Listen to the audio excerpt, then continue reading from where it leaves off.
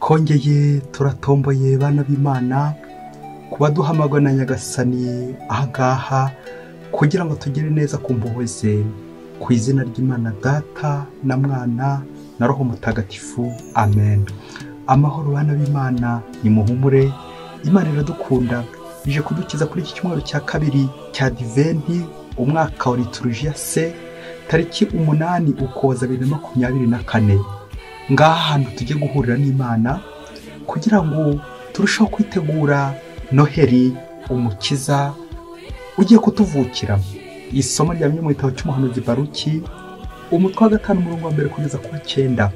Yeruzalemu iyambura ikanzu yawe y'ububabare n'agahinda, ngaho ambara uburanga bw'ikuzo ry'Imana uzabuhorane, itera igishura cy'ubutungane hawe n'Imana, utamirize mu mutwe ikamba ry'ikuzo ry'Uhoraho. Kuko Imana ishaka kugaragariza uburanga bwawe ibihugu byose biri munsi y'ijuru, bityo ikazakwita iri zina ritazazimangana ngo mahoro n'ubutabera na kuzo ry'ubusabaniramana. Yeruzalemu, haguruka ujye ahirengeye, werekeze amaso mu burasirazuba, itegereza abana bawe bakoranyijwe n'ijambo rya Nyir'ubutagatifu, kuva mu burengerazuba kugera mu burasirazuba, baje baririmba ko Imana yabibutse. Bari basohotse mu marembo yawe ku maguru, bashushubikanyijwe n'abanzi, none Imana ibakanguriye mu ikuzo nk'abahetswe mu ngobyi ya cyami. Koko rero Imana yiyemeje gusiza imisozi miremire, kimwe n'utununga twahozeho kuva kera, imikoko igasibwa kugira ngo hose haringanire, maze Isiraheli ikigendera mu umudendezo, imurikiwe n'ikuzo ry'Imana. Amashyamba n'ibiti byose bihumura neza, bizugamisha Isiraheli mu gicucu cyabyo kubw'itegeko ry'Imana. Kuko yo ubwayo izayobora Isiraheli mu byishimo, ikayiganisha mu rumuri rw'ikuzo ryayo, ikarangwa n'imbabazi n'ubutungane bituruka nyine ku Mana. Iryo ni ijambo ry'Imana. Zaburi 126. Imana ubwayo izayobora umuryango wayo mu byishimo, iganisha mu rumuri rw'ikuzo ryayo. Igihe Uhoraho agaruye Siyoni abari barajyanywe bunyago, twabanje kugira ngo turi mu nzozi.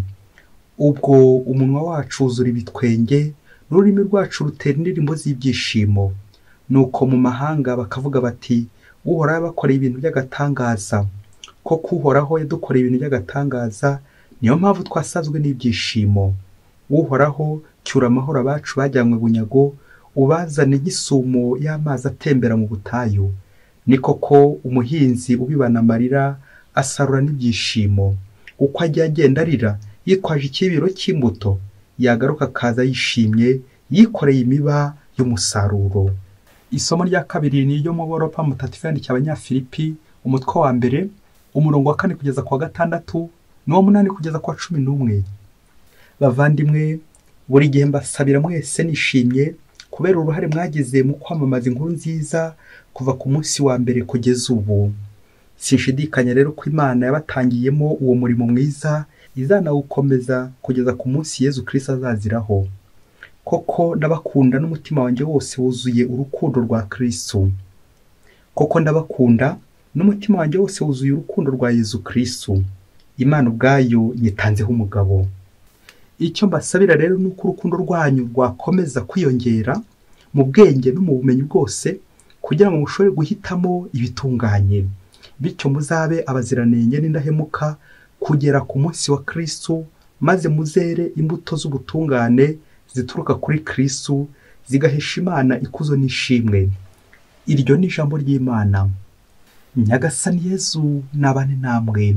Amagambo yo mu Ivanjiri ntagatifu uko yanditswe na Luka, umutwe wa 3 umurongo wa 1 kugeza ku wa 6.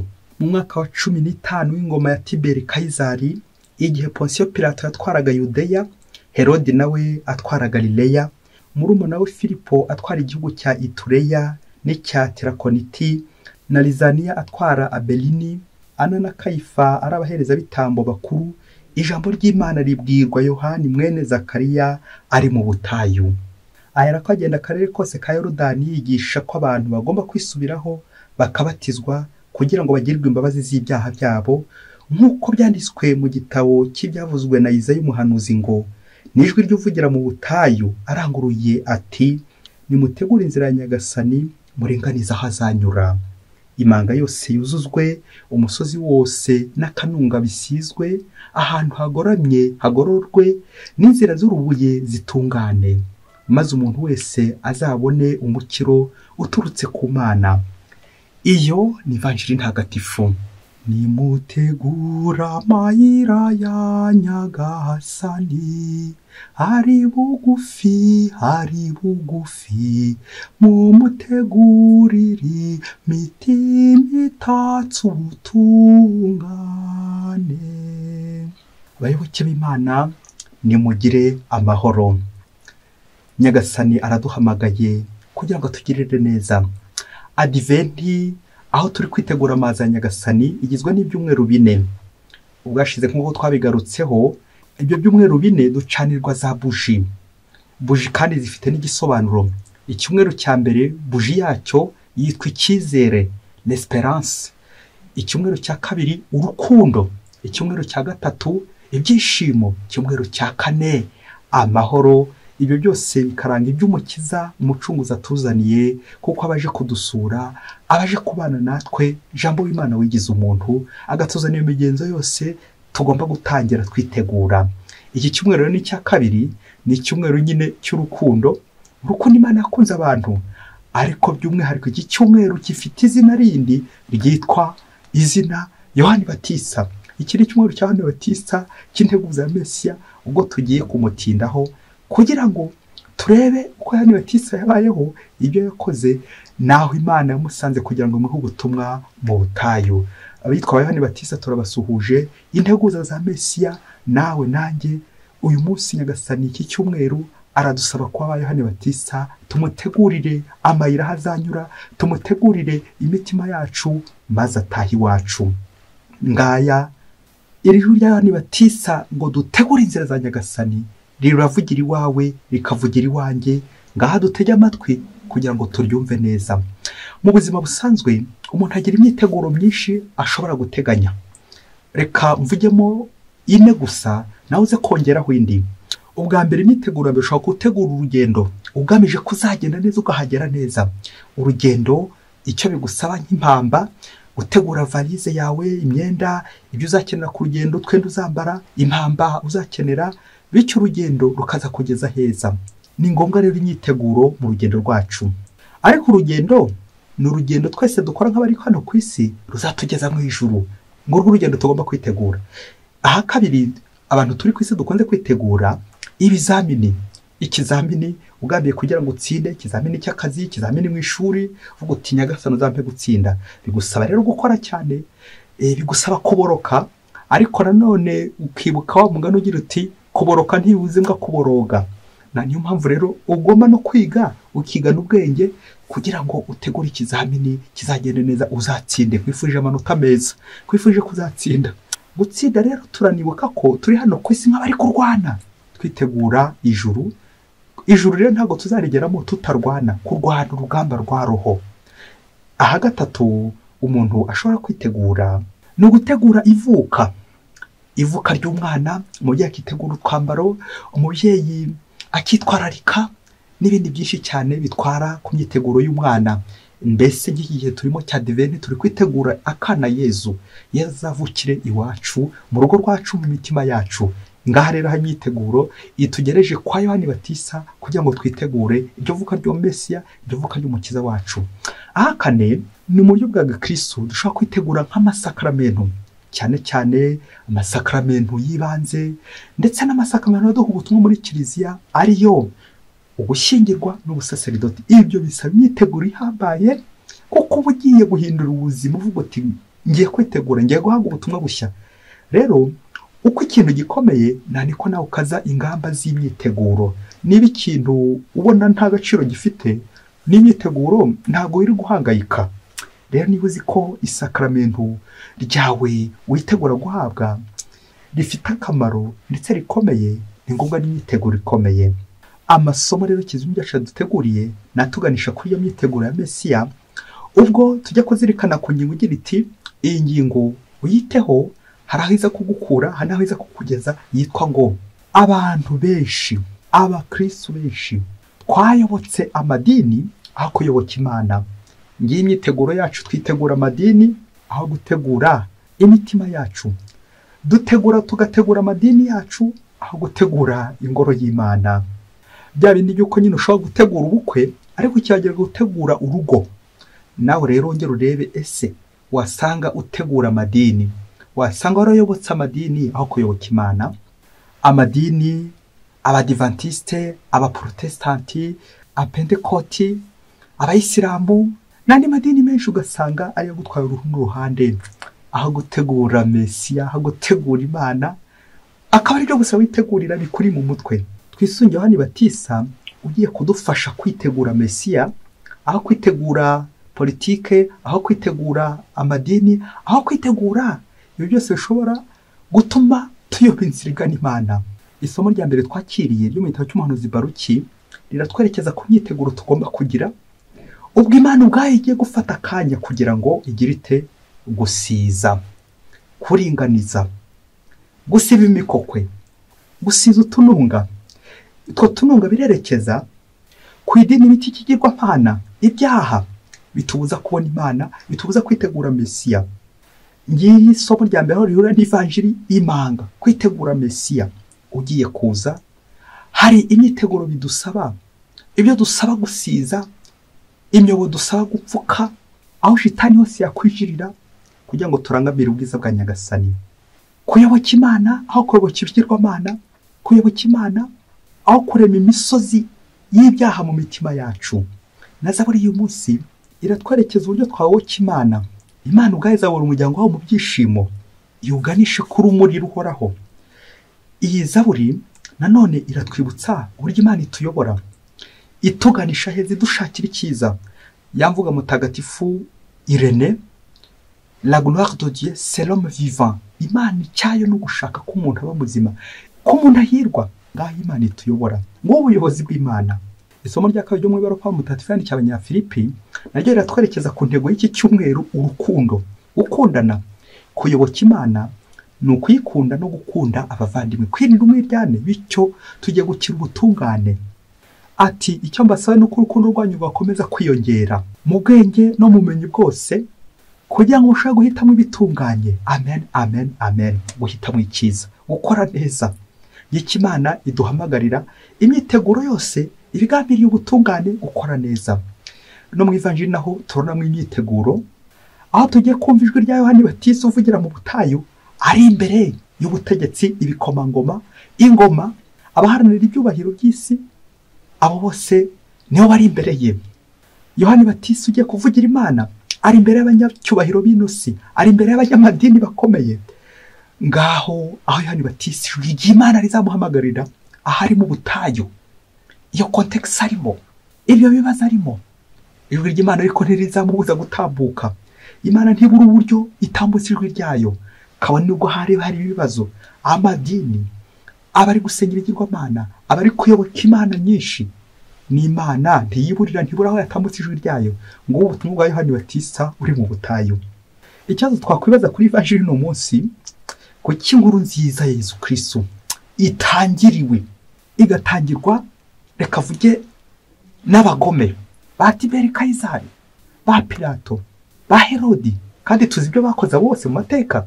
Ibi byose biraza gutwereka ukuntu ivanjiri itangira, abo twayobotse aho kuyoboka Imana, ayo madini twagiye tuyoboka aho kuyoboka Imana. Banyamadini, muri ivanjiri tujya gusuzuma impande ebyiri zari kuzazitira Yohani Batisa. Dukeka ko zari kuzitira ijwi ry'Imana, ariko siko byaje kugenda. Uruhande rwa mbere c'est le contexte politique, uburyo bwa leta, igihugu, uburyo cyari giteye muri icyo gihe. Reka dutinde gusa ku bantu batatu bavuzwe muri ino vanjiri igitangira, bari bayoboye ako karere mu gihe cya Yohani Batisa ndetse na Yezu. Ngo yari Tiberi Kayizari, uyu nguyu akaba yari umwami w'Abanyaroma, warigaruriye ibihugu byinshi harimo na Yudeya ndetse na Galileya, Abayisiraheli. Gukandamiza, ubucakara, gushikamira. Pilato na Herodi nk'uko wabyumvise bari abaguverineri, bari abayobozi b'intara, umwe yatwaraga Yudeya undi atwara Galileya. Kubw'iki gihe ni iyi mijyi nyine n'ahangaha hari abaturage benshi ituwe. Galileya na Yudeya. Icyo tubaziho Herode ndetse na Pilato nuko bazagaragara mu rupfu rw'izi ntore z'Imana. Tuzi ko Pilato, reka tumuhereho, muzi ko Pilato agaragara muri Keredo we na Bikira Mariya, ariyo mazina gusa tuzi agaragara muri Keredo. Bikira Mariya na Pilato, Bikira Mariya agaragara nk'uwabyaye Mesiya, wabyaye umucunguzi, Pilato akagaragara nk'uwishe umucunguzi. Wowe se urifuza kujya ugaragara ute? Bajya bakumanika bate? Nk'umwicanyi cyangwa nk'umugiraneza? Nk'umugome cyangwa nk'umugiraneza? Nka Bikira Mariya cyangwa Pilato? Murumva ukuntu Pilato yagaragaye muri Keredo intanga kwemera nk'umuntu nyine wishe Yezu umucunguzi. Mu gihe Pilato yabaye Yudeya, Herode nawe yabaye Galileya, tuzi ibyo Herode yakoreye Yohani Batista, niho muciye umutwe. Ngaho ijwi rya Nyagasani riza kuvugira muri context politike y'abagome abicanyi bari kugambanira umwana w'Imana, bari kuvuguruza Imana aho kuvugira Imana. Naho ku bwa kabiri context religieux, ku rwego rw'idini, abanyedini, ngo hari ku ngoma n'ubundi y'abahereza bitambo Ana ndetse na Kayifa. Aho se tuzi ko bagize uruhare nanone mu rupfu rwa Yezu mu kumutanga.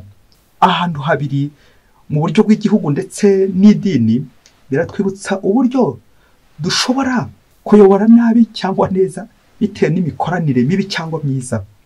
Ivanjiri umunsi gatubaza ngo hari wo igihugu cyawe n'idini usengeramo birakorana? Kiliziya n'igihugu bikorana bite kugira ngo biyobore abana b'Imana ku Mana, cyangwa bishobora bikorana nabi? Ese igihugu tuyemo kiri kuyoboka Imana cyangwa kiri kuyobya abana b'Imana? Ese Kiliziya ifatikanye ite n'igihugu kuyobya cyangwa kuyobora abana b'Imana? Kiliziya yo ntishobora kubikora. Navugaga ko Kiliziya ntishobora kubikora kuko umurimo wayo, ubutumwa bwayo no gukiza abantu, kuyobora abantu ku Mana. Gusa abari muri Kiliziya bashobora kuyobya kimwe nuko bayoboka Imana. Idini ryawe riri kuyobora abantu ku Mana cyangwa riri kuyobya abantu? Ibaze nanjye nibaze. Ijwi rya Yohani Batista ngaho rivugiye riganisha ku mukiro. Ubwo ivanjiri yasoje, ibyo Yohani Batista ari gutegura n'umukiro w'abantu, maze umuntu wese azabona umukiro uturutse ku Mana. Amen, amen, amen. Ngiye intego y'imyiteguro yose turimo no gutegurira Mesiya uzaza muri ibyo bibazo byose agahatambuka. Umunsi umwe hirya kure cyane muri Afurika, ngo umupadiri Eugene Prêtre, reka mvuge ngo wari ukibihabwa ataramara iminsi myinshi cyane, yarahawe ubupadiri. Nuko mu myaka ya mbere arabihirwa yongera arabihirwa, arananuka neza amera nka kirida. Nuko aza gufata icyemezo cy'uko agiye kuvamo, ubundi yigendere ajye gushinga urugo, inzira y'abihaye Imana ntazongere kwisubira. Nuko rero ari kubipanga ukuntu yavamo, ahambira igikapu cye avuga ati ubu ngubu ngiye kuvamo, nta nushobora kubimbuza. Nuko agiye kugenda avuga ati uko biri kose reka njye gusezera ku mushumba mukuru, mubwire ko ngiye, dore ko nta kibigeze akorera, kibuze reka musezereho mubwire ko ngiye ahandi. Nuko aragenda n'igikapu cye, aragenda yikoza ku mushumba ariwe musenyeri wa diyoseze ye. Ngo agezeyo batangira amubwira urugendo agiye kujyamo, uburyo atazongera gusubira mu bupadiri ko avuyemo. Nuko musenyeri amutega amatwi kugira ngo aze kumusezeraho nawe. Wa mupadiri atangira ati impamvu rero ngiye ni impamvu nyinshi, suko bari kumbihiriza, ndi gucumuzwa cyane. Ubu ngubu nsigaye mbona abihaye Imana barivanze n'iby'isi byinshi. Iyo mbonye abihaye Imana bataha amajoro, abenshi bakarara mu ikabare, mu nzu z'indaya, ndabona hatari ahanjye, ngiye ngomba kwigendera kuko atahanashakira ubutagatifu. Naje mu bihaye Imana nzi ko ngiye gushaka ubutagatifu, none ndabona abari kubigezaho aribo bari kumbihiriza, bari kumva urugero rubi. None icyambabaje gikomeye cyane nuko nabihaye Imana abenshi baratatiye igihango, bamwe bakaba ari gushinga ingo rwihishwa n'ibindi bikorwa by'umwijima byinshi cyane bari kwivurugutamo. Noneho ugasanga ari bene abo ngabo nibo bari kuzamura bakabaha ubuyobozi bwo kuyobora abandi, wagira ngo bakuru barabashyigikiye. Icyo nicyo kigiye kunjyana, ndifuza ubutagatifu nicyo cyari kinzanye, none ndabona aha ndi gukorera bitazahangeza, niyo mpamvu naje kugusezera bayi bayi, ndigendeye ngiye gushakira n'ahandi. Nuko ngaho tegereza uburyo umwepiskopi agiye gukemura iki kibazo. Aratekereza ati ko ari wowe koko nabona gukanyakanya nyine koko, none uragiye. Nuko wa mwepiskopi aramubwira ati icara hariya mbere yuko ugiye kugenda, ngiye gukubwira ibintu bine, hanyuma nurangiza uhite wigendera. Urabukoze. Icya mbere ngiye gukubwira, mon fils, préparer c'est réparer, ngo gutegura ni no gusana no gusanura. None ko wateguwe ugategurwa mu seminari nto n'inkuru, utegurirwa kugira ngo uzasane biriya byose byangiritse, none ko wigendeye, ninde uzabisana ko ari wowe rero biteguriwe? Umwanya wawe ugiye kwisigira nde? Icya kabiri mwana wanjye, kiliziya ihora itunganye kuko nyine ikomoka ku Mana. Imana yitunganye nyiri ubutungane. Gusa mwana wanjye irimo abantu badatunganye, ariko bari mu nzira yo kwitunganya, bitegura kwitunganya. Rero ni wowe rero warateguriwe kuzabatunganya kugira ngo batungane. None ko ugiye umwanya wusize mu nde? Kiliziya irimo abantu, irimo abagome, abicanyi, abasambanyi, abasinzi, abahemu, ababeshyi, ariko harimo n'abandi bagerageza bari kwitegura kugira ngo bazagera heza. Nta wundi wo kubatunganya usibye nicyo watorewe.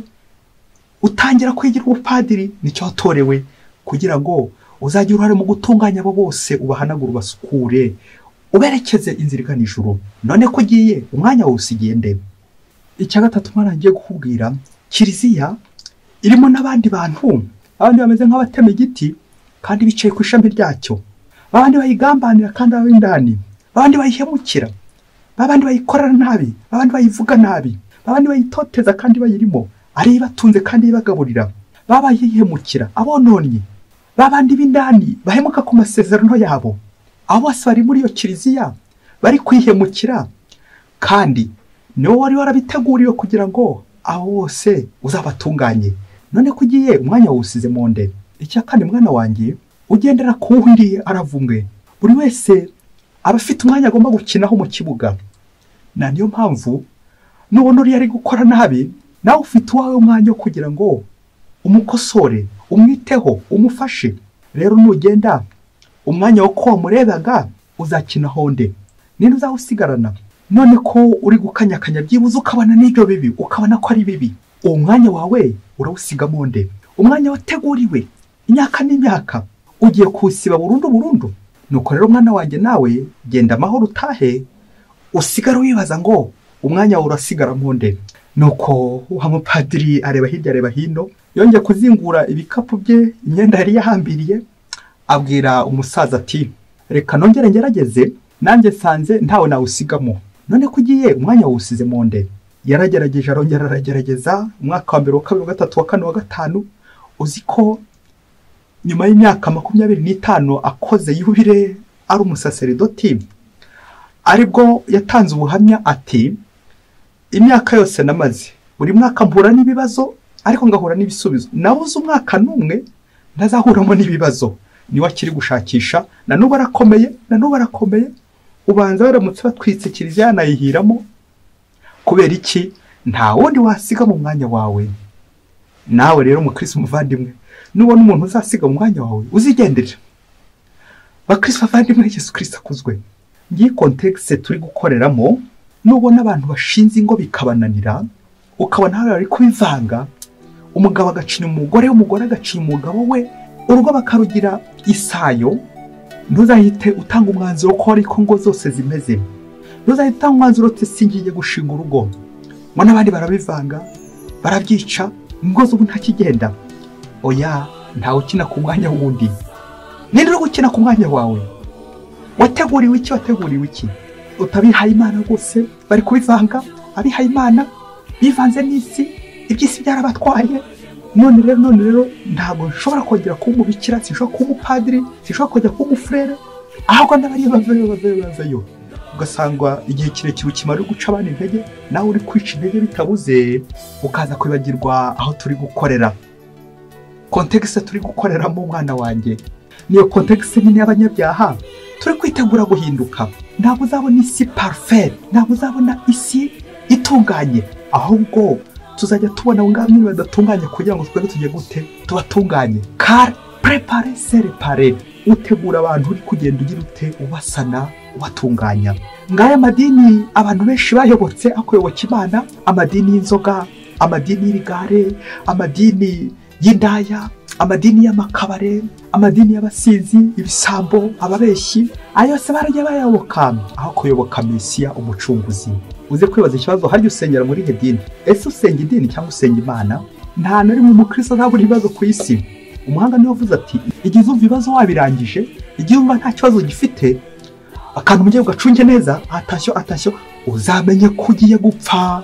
Ngaho ijuru rya Yohana Batista riri kuvugira ntabwo rizavugira ahantu hagororotse, ntabwo rizavugira ahantu batunganye, ntabwo rizavugira ahantu haba marayika, rizavugira muri iyo kontekisi y'aba Pilato, y'aba Herodi, y'aba Kayifa na Ana, y'uruvangitiranye y'imibazo. Ngirwa ijwi rya Yohana Batista. Iri jambo ijwi kerigme bisobanura gutabaza, cri, proclamation. Ijwi rya Yohana Batista riri gutabaza ati mutabare, mutegure inzira za Nyagasani, umucunguzi adasange. Ya matiko twayaretse, wa mwiryane twawuretse, kwa kugambanira kiliziya twabiretse, kwa gusenya kiliziya twayiretse, kwa gutema ishami kandi tugiceho twabiretse. Twayobotse Kristo, twayobotse Imana y'ukuri, bityo aba ariyo dukorera iminsi yose. Mugire icyumweru cyiza, mwese Imana ibahe umugisha. Imana Data na Mwana na Roho Mutagatifu, amen. Padiri Masumbuko Ladislas wa Diyosezi ya Cyangugu.